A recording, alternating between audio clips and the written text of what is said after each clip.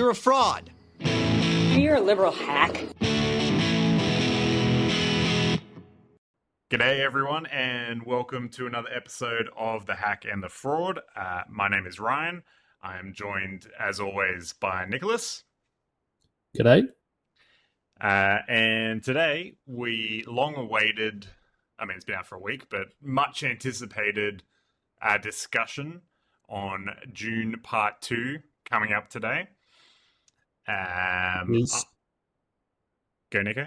Yeah, it's appears it's written as a clash, a titanic clash between two entities, two states. So I think this will be a good battle. Yeah, you're the Harkonnens, and I am the more. Sure. Forget that bit. Anyway, it's a big clash, and this is a kind of like a state versus state, mate versus mate, you know. Mm-hmm. Which is what our viewers want. They don't want us agreeing. That's true. They do love it. At each other's throats, and I dare say, I've read your review, and you know my opinion. So, well, our most popular pod before this one was Dune 1. So was it really? Okay. Yeah, the audience, they're keen for the spice, both of Arrakis and my hot takes, which are kind of come out. Just would you say your opinion first? Because I think we might lose some viewers once we get to my opinion. So, okay, so yeah, this is to set the scene. Well, yeah, like you said, it's Dune Part 2, and this is the Dune Part 2 podcast. So I think, like the sequel, it's going to be better. So this is going to probably be more popular. It's also best to view this pod in IMAX, I reckon, just to really kind of surround sound hearing, so we can hear everything. Go on then. All right. So look, I watched it pretty much almost as soon as, if not the day after it came out, which was, I feel like it was almost 2 weeks ago, wasn't it? Or it's getting something like that. Yeah, because I saw it almost 2 weeks ago. So the context, for my opinion here, is that I did enjoy the first one. Now, we watched it in a group setting with about 10 of us. And at the time, I was probably the only one to have enjoyed, at least, to have found it a good film. I think most people found it an okay to poor film. Which is not the general public reception. Which is kind of strange. Yeah, but out of our immediate group. So it certainly, for me, was a good to great film. And I felt this was a better film. Now, where I think we'll share the floor a bit in terms of our opinion, because my shortcomings will certainly overlap with your points of, I suppose, distaste. They just annoy me with the film. That's it. Basically, I think that it would have just irked you a lot more. That it maybe probably threw you off, but for me, it was more of like a bindi in the grass, and then I could just pull it off my feet, keep on going. I'm an outdoors guy. I like to keep on running around. You sort of, have the one bindi, and you're sort of back onto your computer and yelling about it, writing a blog complaining about it. I'm doing a one-sided tweet about it. I can see going into the film.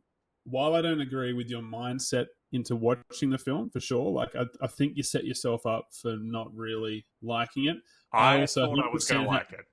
Did you really? June 2, I was hearing what people were saying. People who didn't like the first one were liking the new one. And I went into it going, you know what? I think I'm going to like this one. And I think it's going to retroactively make the first one even better. That is what I thought going in. You really thought that? But I don't know. I just think I went out of the film going, you are 100% not going to like it. Like I just knew you weren't going to like it. Why do you think I didn't like it? Because it was basically, it didn't do anything to change or improve on, I suppose, the real criticisms that you and we both had on the first one. So, and there was a tweet there's an article that Denis had that sort of worried me a bit, and it still does, that his direction went, the one. So he said, dialogue belongs in TV shows and theatre. It's like, no, to me, I respect you as a director, but I do respectfully disagree. Yeah. like completely disagree. And it does show here because the dialogue is the weakest part of the film. It's the absolute. Correct. Yeah, it's nice to have. I get where he's coming from, that he's image first and dialogue second, but it's not unimportant. It's very important, and so I think the actors had to sort of really dig into places that they traditionally wouldn't under a much more let's say dialogue driven director. Does that make sense to you how I'm saying that? So like they're sort of having to add flesh and bones to their characters outside of the dialogue that's been written down on their because all they're saying is obviously just the script, like the script, which is what the character's saying. They're trying to move around with it. So in that way, I haven't really gone into why I really like the film yet, but that I can see why it would certainly throw you. And also there's a lot of sort of it requires viewing, I think, of the first one before seeing the second one, almost the day of or the day before, which just to remind yourself of the context and what's happening. There's no sort of like Netflix recap, like 15-minute. This is on previously on Dune. Yeah, which I mean, and it doesn't mean that, but I think I would have liked to watch that before just to sort of remind myself. I'm also not a book reader. I haven't read the book, so I didn't know because a lot of people where it was going to go. And I'll say also that book readers and non-book readers have enjoyed this film and also not enjoyed this film. So just I don't think that there is like a book reader cohort who have said, "Nah, this isn't for me," because I know what the book is that I love, and the same for like if you haven't read this sort of material. So. But yeah, I think the vast majority of people enjoyed this film. A lot of people saying it's a masterpiece. I'm probably just under that. I'm on an 8.5 out of 10, which I'd round up to a 9. That's not to say I thoroughly enjoyed it. It was great cinema, but it wasn't. It wasn't sort of likening it to Lord of the Rings and Empire Strikes Back. I think that's probably a bit far-fetched. I think the fans are setting it up for some level of failure by doing that. They're doing it a disservice to say it's like the Two Towers or no, but I think it does have that same level of hysteria to it and following, but it's just not as good. That's what I'm saying. Sure, but I think it's better than Avatar.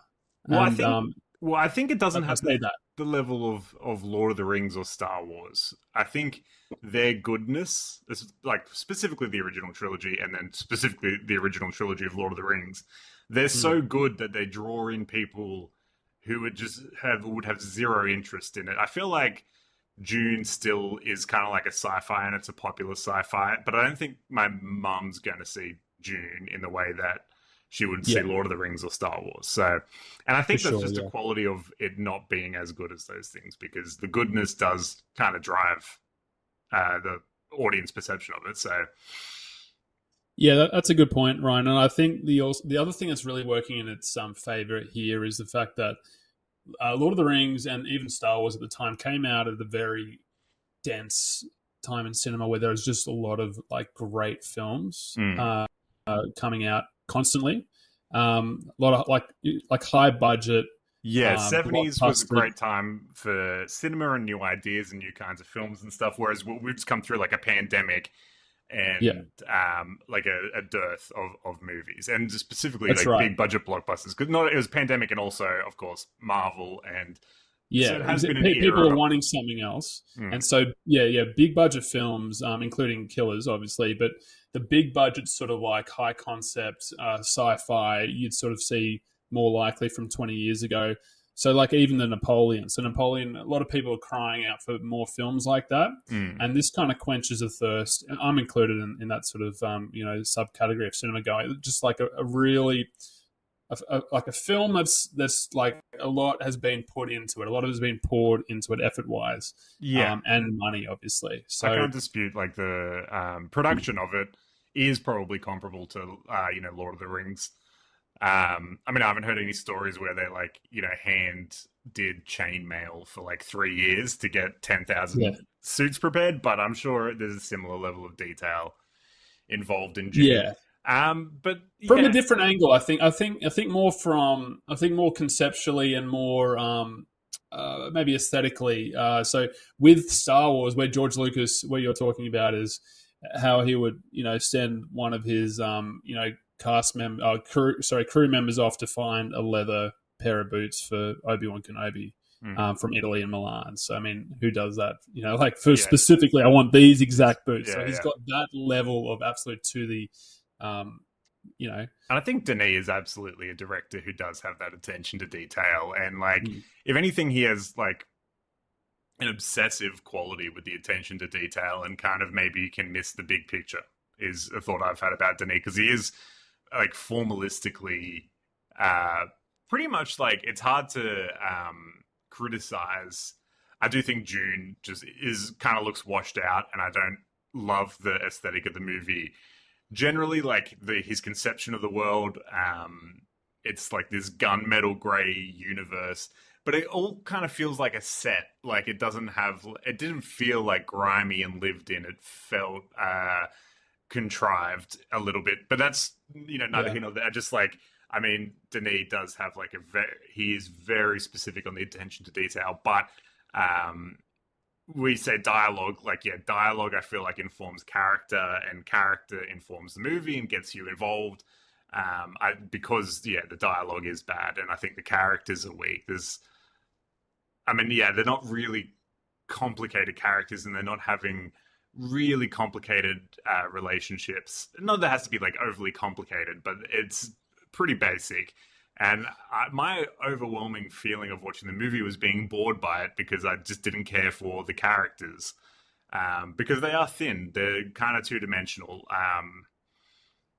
Even Paul. I don't really get the sense of him being a good guy or a bad guy. He's kind of just and maybe this is the point, him being a rich kid who is just kind of going along with things. And I guess that's probably part of the idea, but I was not connecting to anybody really. I think I liked Javier Bardem's character and Josh Brolin, but I think that's probably their acting that does a lot of it because they are just really good actors and those feel like real guys in a real universe. Whereas Timothy Chalamet and Zendaya I feel like are kind of out of place in the universe. They remind me of 20-something earthlings, celebrities. And maybe that's just a product of their celebrity and the fact that they're not the best actors in the world. And it's a failing on my part to not be able to look past that. But for me, it all boils down to the characters and Yeah, I get your point on Timothy Chalamet. I think he's certainly not your cup of tea. But like I said, I think you're having a real, I suppose, distaste for him in the same way you might have for Leo. I don't know, someone where you just don't like them on screen, maybe Leo back in the day before you sort of had the Leo renaissance. It can play at this, and I think that's maybe something that maybe you bring in a little, and I'll say just because it's really. Oh, for sure, but I think I also. But Zendaya too, that's the thing because they're such big stars. I understand that, but I think if Mark Hamill, his acting wasn't great in Star Wars, but he certainly wasn't. I think if he was a big star at the time, it might have been a real sort of. I think also, for the movie. Mark Hamill's clearly the weakest of the original three. It's the characters that are strong, but he's still everyone's favorite. I think a lot of people say Han Solo. Yeah, I know, but I think. I honestly think what the sort of the sequels for the Disney sequels from Star Wars proved was that it's actually deep down in your heart Luke Skywalker that everyone was really wanting to see. I honestly think a lot of people say Han Solo because he's cool. I think that's the character. But I think honestly everyone loves Luke Skywalker the most, but they just like to say Han Solo because he's a cooler guy. The character, but they love the actor. Luke Skywalker. And a better actor, but I think everyone really I was always just Luke's my boy. Well, when you're a kid, it's kind of different as well. My boy was Legolas when I was a kid, and then Aragorn kind of when I grew up. And it's clear Orlando Bloom's not the best actor, but when I was a kid, he was my favorite. Loved Pirates of the Caribbean. Wasn't really thinking about Johnny Depp. No, I think Legolas was more that he was cool. I think that's proving my point. He was more the Han Solo because he was like he slid down the Uruk-hai Yeah, that was Amon-Hen, pretty cool. A lot of whatever it people was. didn't like that apparently at the time. No, of course not. It was silly, but I mean, like that was sort of like we let it happen. The thing with Star Wars, I mean, Lord of the Rings, is you can nitpick and find really annoying things about it, but because we were both on board and really immersed in the story, the narrative, and the characters, and I'm not pretending that the characters here are on the same level. It was a lot easier to overlook that, and we couldn't overlook that in The Hobbit because it was just like this sucks, and so everything sucks about it. Like that, or why was he CGI?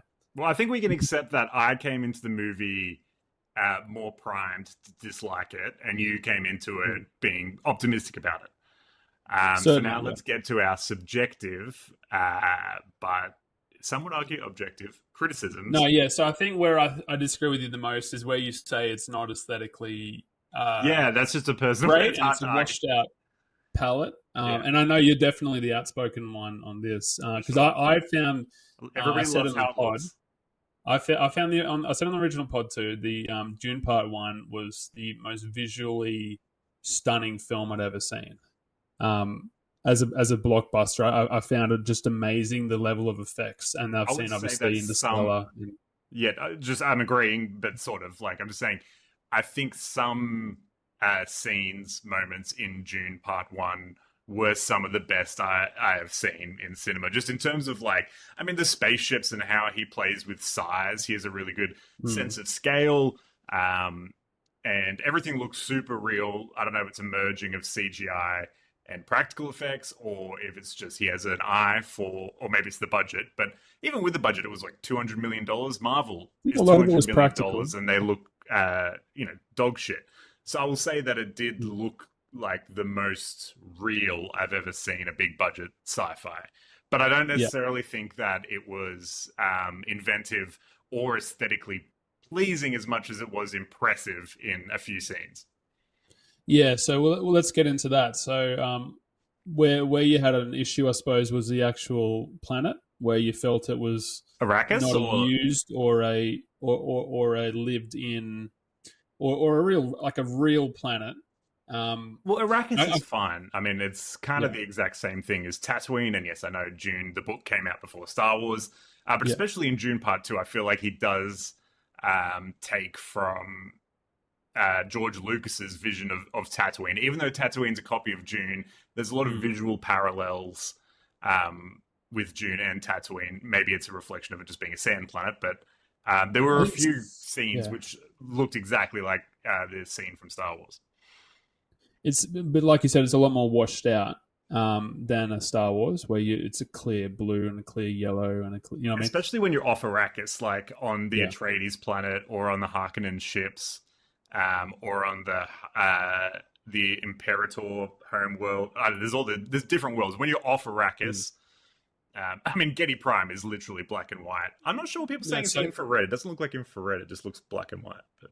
No, so apparently, I'm not sure how they did it. So I just watched Zone of Interest, and that had infrared scenes in it, where it was like, that's an infrared camera. It looks way different. But anyway. Well, no, I think they reversed the color to make it so that it's shot in infrared and then reversed to make it. Yeah. It's pretty, but it's clever. Like, because I thought, obviously some sort of CG, but like I don't know how they did it, but that makes sense to how they did it. But like, also, I thought Getty Prime was really cool. Like, that's a really interesting style of film. And with everything that comes out in Hollywood, this will be copied by someone who will do it again. I mean, that's the specific way he did it, where it's infrared and reversed, just like organ music's featuring in every single, anything that's to do with space has now got some kind of organ sort of brom and horns going. They had really good horns going in this one. I like that part of the soundtrack. I don't like the African wailing. It really annoys me. I don't like the central theme of Dune. So that sucks. You're right. Again, it's all like, I think if you are enjoying and like the film, it's not something that really irks you, but it can certainly do it if you're not on board. It almost feels like a parody of, like when whenever they go to like a Middle Eastern country Yeah. in a movie and they just like play the music that's in every yeah, it kind of feels like that. And I feel like character appears on screen. Yeah, I feel like Denis is, I don't know if he's the guy to do like this Arabic inspired thing as well. Like he's done other stuff like Incendies, which I felt like he didn't super get the conflict. So and look, I mean, the movie didn't really strike me as particularly Islamic, whereas the book allegedly is super. They call it a global interplanetary jihad.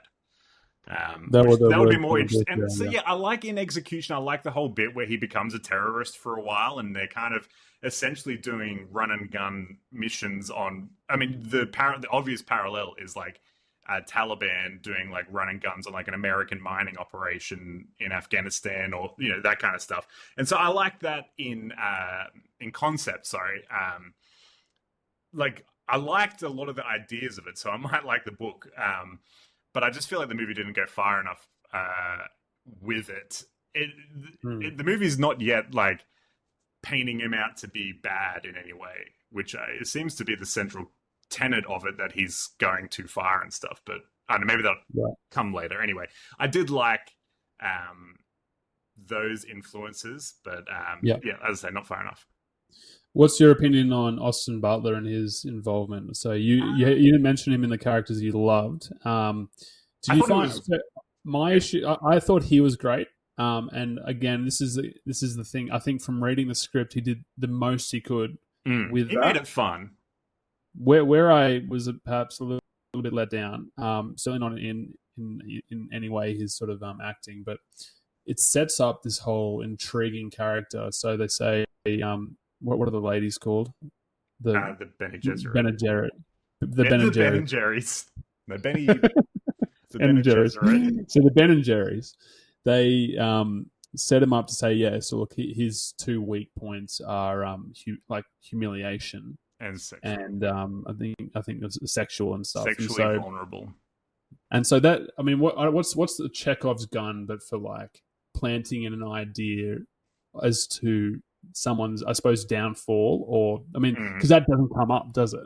No, with the opposite of a Chekhov's gun, where it's like never brought up again. So I mean, that's why. So at that point, and this is where I was actually, oh shit, like Paul's not going to make it here, because I thought he would fight this guy and the other guy would win. I just had a feeling he was going to die. I know that's kind of crazy, but I was thinking, because I haven't read the books, that would be cool. I was thinking we haven't had enough of this other guy yet. Is it just setting up for a hostile like a sort of Ned Stark takeover? So, he was underutilized, I suppose. He's barely in it, and he does everything he can with it. He like has a lot of fun with it. But a lot of people were talking it. Again, it's a minority of fans, so we really shouldn't like take it to heart. But people saying like it's Heath Ledger in The Dark Knight or something. It's it's obviously not that, but it's good.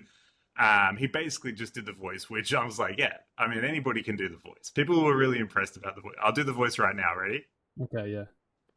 May thy knife chip and shatter. It's the same voice. Easy. It's a hint of like Stellan. What's that? Stellan Skarsgård, yeah. So a lot of people thought it was actually one of them. Like I mean, totally. Austin Butler. I think Bill Skarsgård was up for the role, but Austin Butler won, which is really funny. That's really funny, yeah. And so, like, what else did I not really like about the movie? Oh, yeah, so, again, it's like a weird 2-act structure where it's like a first half and second half of the movie. It's almost like the 3 movies are going to be like a 6-part structure. But not the individual films are not individual films. And it has a very similar trajectory to the first film, which is like the setup opening half. And then in the first one, they break that up with the invasion on Arrakis, which is a really cool scene I really liked. Dune 2 breaks it up with the Getty Prime scene, also a really cool scene, which I really liked. And then kind of limps to an ending, which ends in like a kind of anticlimactic fist fight or knife fight, like same thing as in the first movie with Jamis. Oh, sorry. After that, with the whole all the families. Yeah, all the families. So in the first one, it's spoilers. Like in the desert. Spoilers at this point. I mean, yeah, he knife fights Jamis in the desert, or whatever his name is, and you're kind of like, that's the end of the movie. And then they did the exact same thing again. So I was again at the end. Now I've watched like 6 hours of Dune, and it's still going like, right now we're set up for the real movie coming in 2 more years. The third movie is what we're all building up to. The second didn't feel like it had any resolution, any No, it doesn't need a resolution, but it certainly did have. I disagree with the anti-climax because you sort of. What's the arc of the bit? What's the arc? Well, the climax was the the final massive battle with the Emperor and the Harkonnen, as well as the Fremen coming to attack everyone. That was clearly, I thought pretty clearly the climax. I mean, they had building up the knife fight, but that was. Every movie has like a big fight scene, especially these big blockbusters. That was the climax, though. I mean, it has a climax, but it doesn't have like a real arc to the movie. I mean, like, yeah, I guess at the start, Paul is on the run, and then he's on the run for most of the movie up until the last moment where they have a big fight. And now, yeah, the tables are turned, but the tables were already turned with everything at the start of the first one. I just don't think we've come very far.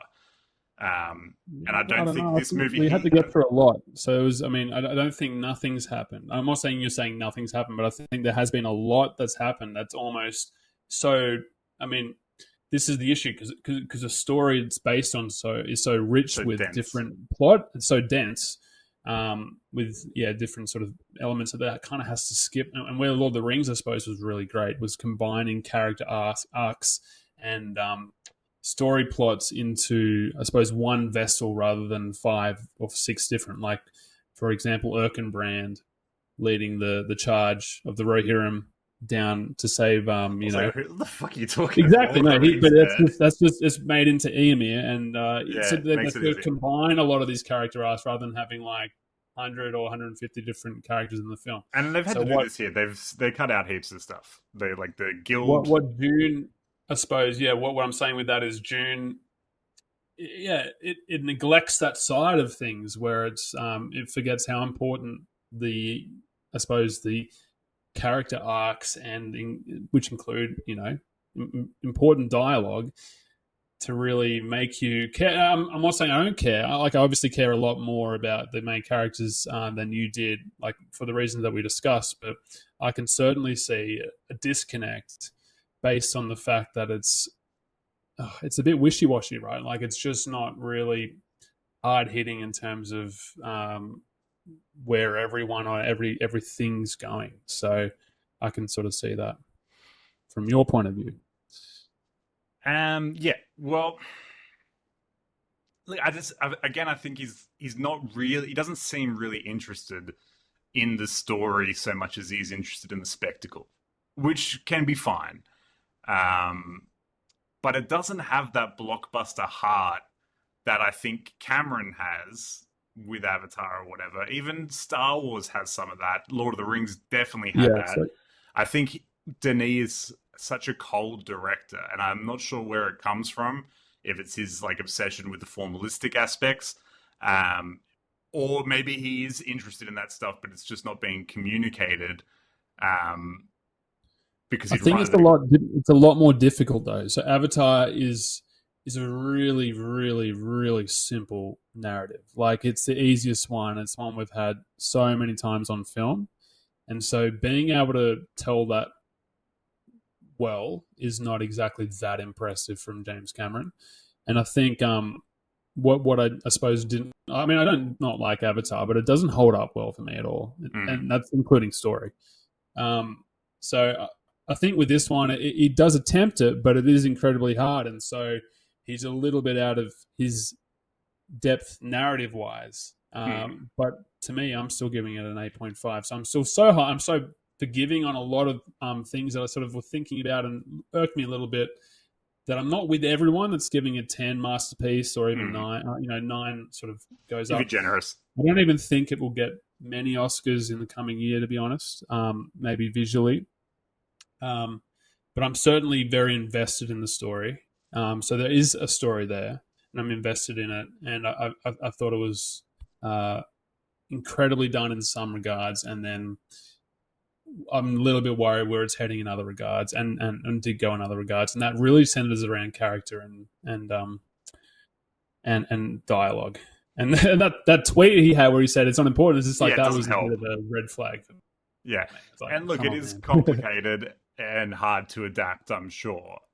Which is kind of like, I mean, you hear that it maybe doesn't translate amazingly to screen, but then maybe don't translate it to screen. I'm purely judging it as it is. But we talk about that, and I get that, but it's such like I talk about it the same reason like Prometheus I gave a lot of points to for a similar reason. It's just so it's such a big attempt. It's the attempt swing. Yeah. Oh, and like the big swing. As much I as love him for making that. Only Ridley Scott, and there's only a few directors that would do I didn't it. love Napoleon either, but I think even if I give this a lower rating than maybe some of the Marvel movies or whatever, I think that these are more artistically valid. I mean, Dune is unquestionably a work of dedicated art. That's what it's attempting to be. I just think it fails in many ways, but that's better for cinema and society than something that is not trying at all. Film. Yeah, that's it could be funny, but like that's not. The 4 out of 10 is just so that's like saying like do not give it like. I honestly think if you don't like the first one and you're thinking maybe I'll give the second one a chance, it's probably not even worth it. Like it turned a lot of people around though. A lot of people thought, okay, like for example, our friend Sean Colley, who's been on the pod. Oh, there's definitely people, but like this is just how. Like a lot of people. There are people that feel the way that I do, which is just that. I know they are, but okay. Well, I've got this all ready to go. So June Part 2.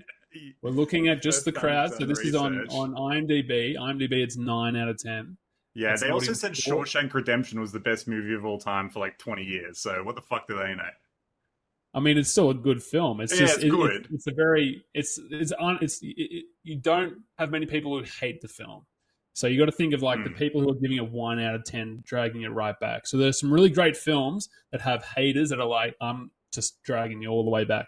Nolan has that. People were just like, for a long time, people hated his stuff. I know. I thought it was over, but then this, like the day after the Oscars, it's swung right around. A lot of the cinephiles love him now. They do, and I thought we were done. I was like thinking of that Avengers, not the best example, but where he's like, and I rest easy on a grateful universe or whatever. That's how I felt about Nolan. I'd done my defending, and now we all loved him. But then the day after the Oscars, there's these viral tweets about him being a pseudo-intellectual, which is just like, shut the fuck up. They're back, are they? Yeah. It's not 2010. They do need to pack it in. He's not, yeah.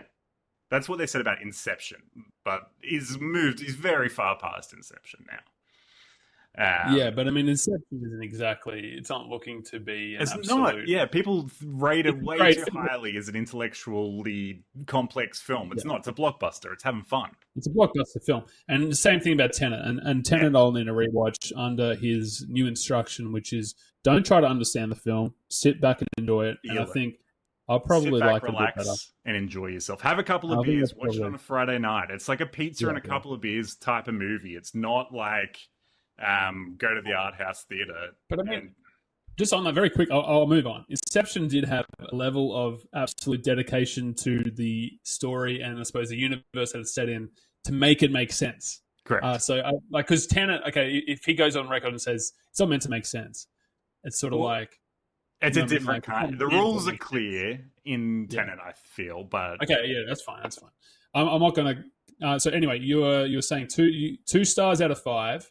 You're with 0% of the audience, 3,500 ratings, and that's out of, I suppose. How do I? Have you looked at Letterboxd though? Letterboxd has got some good. This is Letterboxd. No, there are people. Well, you can't say no. There are definitely 0% is just it's rounded down, obviously to 0%. So I'm just saying you are with, and people who are you're with less than 5 or less than 3% of the audience. Now I've also got there are. Review from 3,500 people, which gave it a good. I'll bring this one. 3,500 people on Letterboxd gave it 2 stars. I'm just saying. No, I know, but it's 0% of the total. Yeah, reviews. well, 386. So it's rounded down. 5 stars. Right. Exactly. So it's like that's not really a mass. It's not a movement. Well, You said know what they 3,000 say, people. the We have two sides, masses are and always we are. right. General I'm not saying audiences, we're they always know what right. they're talking about. I'll quickly just summarize that. I won't go into my thing about Nolan. I wasn't really going to go in. It was only going to just say where I think Nolan corrected himself a bit more.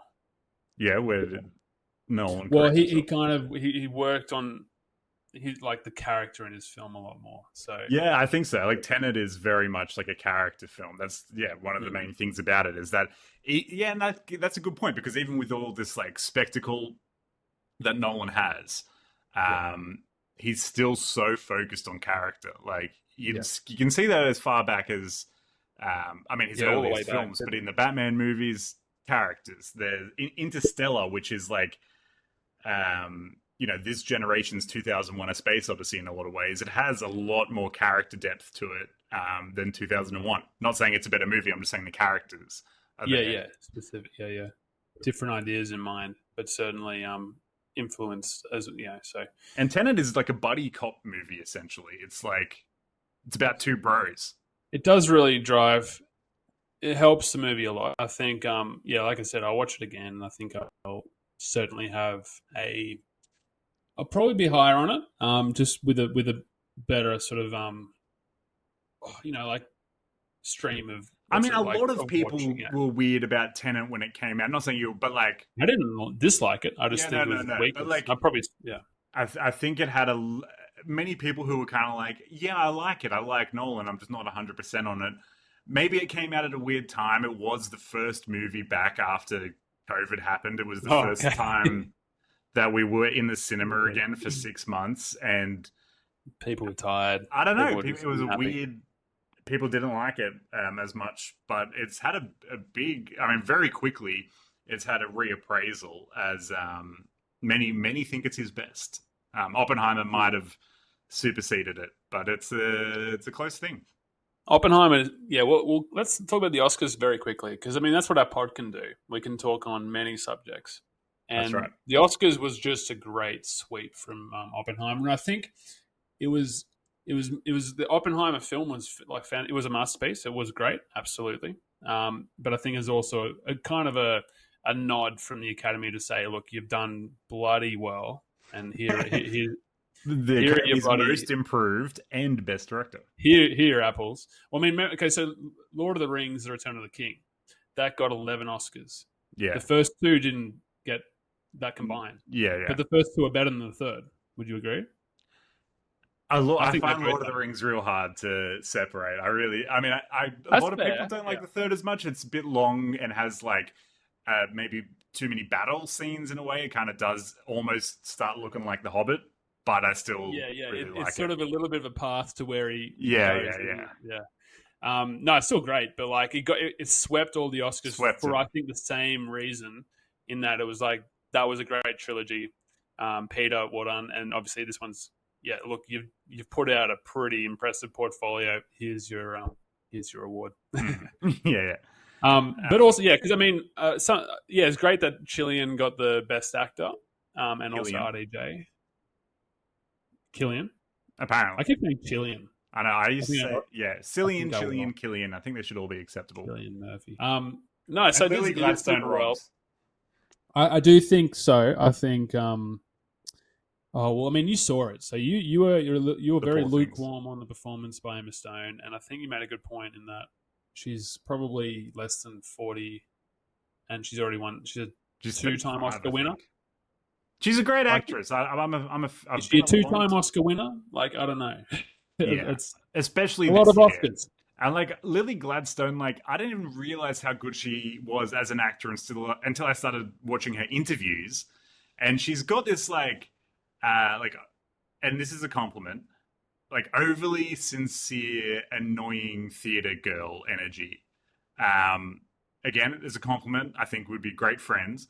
But she's got kind of annoying vibes, and none of that completely different from a character in the actual film. She's very almost like a millennial. I don't know if she's millennial. She might be a bit older. Yeah. She was. None of that washes over into the film. She has zero of the 21st century in her in that role. Like I was like, oh my god, she's like, truly that performance. And I was watching Killers again recently. I was just watching a bit of it, and yeah, I mean, it wasn't recency bias. It wasn't just excitement at a new Scorsese movie. Like it's fucking cool, and she's really great in it. Like you know my thoughts on the movie, but I was 100% with you in that was one of the great performances of the decade. So maybe even it was one that I thought was an absolute shoo-in for an Oscar win. So just I odd. was just odd. It odd. makes you think why Lily Gladstone not get racism. Look, she might get a catch-up one. Like I said, she'll get an honorary Oscar in 2046, like Samuel L. Jackson. Should have given him Pulp Fiction. Anyway. You watched, we'll keep it going. You watched Malcolm X recently. That's another one. We're done with Dune 2. I did 4 out of 10. That's fine. 4 out of 10. 4 out of 10, 9 out of 10. We're not going to convince each other otherwise. It sounds like we're so far apart, but I do... look, a lot of the misgivings I 100% understand, and they do center around the character. And it's not like I hated it. It's just a 4 out of 10 is very close to hate. There's like a hatred really for, hate, and like a not impressed for. It's like I was bored by it. It didn't evoke strong emotions in me, and that can be just as bad as evoking a hatred. Like, I mean, if it was like 2 out of 10, 1 out of 10. That's where I like have real hatred. Like this movie doesn't deserve to exist. This is just like I could only find 4 points out of 10 for it. It's like I was adding them up trying to give it points because it's not like I was angry at it. I was just like bored and trying to find positives. So yeah. Well, like I said, I think maybe the where we disagree the most is probably the aesthetics of it. Yeah. I think that's a big part because that's the big play of the movie is how it looks. So, and I suppose the ambitiousness for me is really just giving it a lot more ground that I would give a lot of other films. So, I mean, had I really tried for a simple narrative and a simple story without the size and scale, I certainly wouldn't be near a 9 on it. So does that make sense? So I'm not really. I'm there because I'm in awe of how they've done this. Like a lot of the scenes left me in awe, and I was not bored at all. I'll say it's an interesting movie. It's kind of like a Rorschach test, maybe in some way. It's like I feel like people who like and dislike it can understand where the other side is coming from in a way that we don't often see in movies. It's normally that's right. Yeah, I mean, you're an idiot. I don't think anyone's an idiot for liking Dune 2. Like, I totally get it. It's just not for me. Yeah. I think what people wanted more of a heated battle, and I kind of knew that we weren't going to have that because even knowing you disliked it, and I was giving you shit that you liked Avatar: The Last Airbender. Like more, but honestly, I'm not shocked that you didn't. You weren't with it. There are some movies where you get shocked where somebody doesn't like it. There's a few movies this year that if somebody doesn't really like Oppenheimer, or I mean, you weren't super high on Killers, but you weren't like this is shit. No, I didn't think it was shit. I wasn't low though. I wasn't. I think I gave it a 6. Okay, maybe even 6. You know what I mean? Like it wasn't a 4.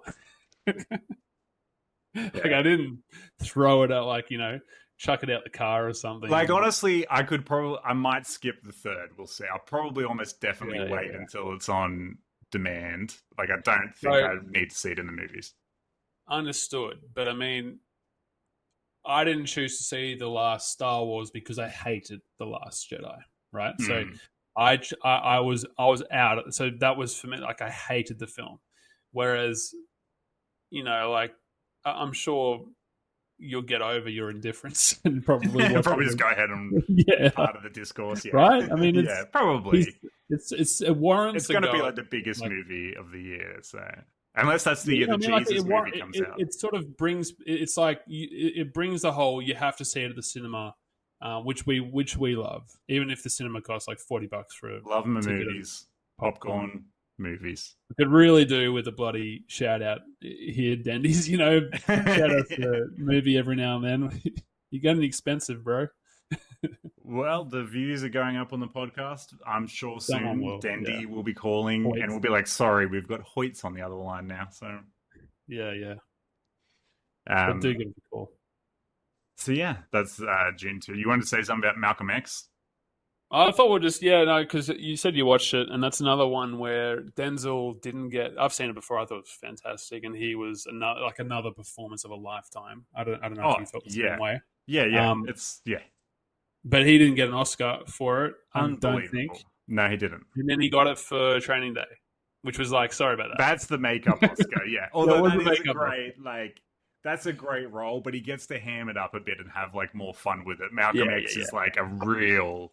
I mean, obviously he's a real guy, but, Denzel totally, is absorbed into the character. There's nothing I think of that's his Denzel best left. ever performance. Yeah. And not to say that he hasn't done consistently fantastic, great As performances. I said, I think he's the best actor of all time. Yeah. I mean, I think he's three or two Oscars. I think numerous nominations.